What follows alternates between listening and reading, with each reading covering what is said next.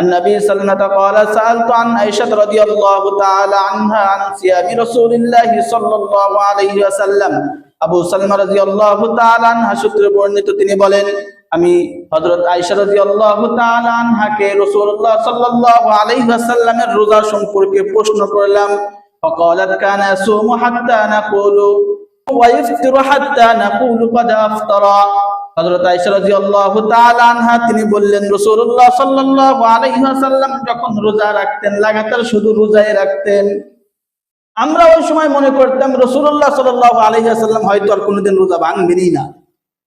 আবার যে সময় রোজা ভাঙতেন অর্থাৎ রোজা রাখা ছেড়ে দিতেন লম্বা সময় রোজা রাখতেন।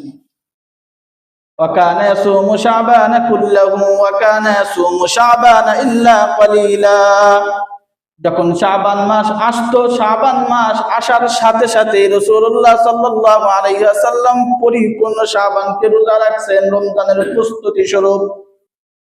এই কারণে শাবান চলতেছে, রজব চলে গিয়ে আমাদের মাঝে আজকে শাবান মাসের 3 তারিখ। এখানে শাবান মাসে বেশি বেশি রোজা রাখা, রোজা রাখে টেস্ট করা যে আমি রমজানের রোজা রাখতে পারবো কিনা, রমজানের রোজা আমার মাধ্যমে সম্ভব হবে কিনা। নাসাই শরীফের 2357 নম্বর হাদিস উসামা ইবনে যায়েদ রাদিয়াল্লাহু তাআলা আনহু সূত্রে বর্ণিত তিনি বলেন আন উসামা ইবনে যায়েদ ক্বালা কুলতু ইয়া রাসূলুল্লাহ লাম আরাকা তাসুমু শাহরাম মিনাশ শুহুরি মা তাসুমু শাবান।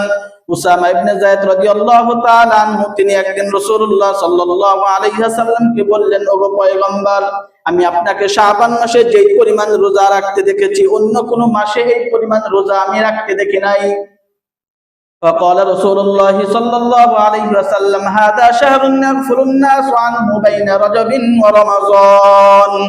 রাসূলুল্লাহ সাল্লাল্লাহু আলাইহি ওয়াসাল্লাম বললেন এই শাবান মাস অর্থাৎ রজব এবং রমজানের মধ্যবর্তী মাস শাবান মাস, এই শাবান মাস এত গুরুত্বপূর্ণ মাস যে এই মাস সম্পর্কে পৃথিবীর অধিকাংশ মানুষ উদাসীন গাফেল।